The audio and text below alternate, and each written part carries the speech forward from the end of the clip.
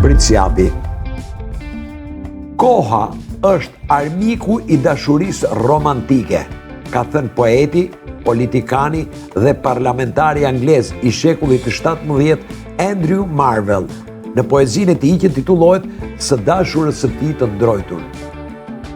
Në mesjet njerëz, poeti francez André Le Chaplin thoshte se martesa ishte armiku më i madh i dashurisë romantike, ndërsa në veprën e kompozitorit Richard Wagner, Tristani dhe Izota, protagonisti i pjesës i vërsulet dritës së ditës duke i quajtur armike të dashurisë.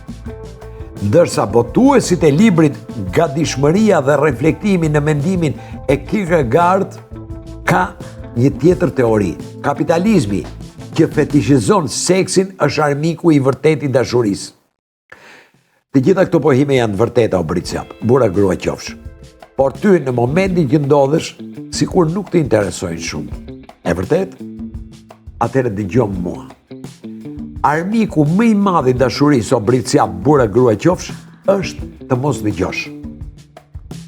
Detyra jote për këtë javë është të dëgjosh, mos përfillja nuk është aleati yt.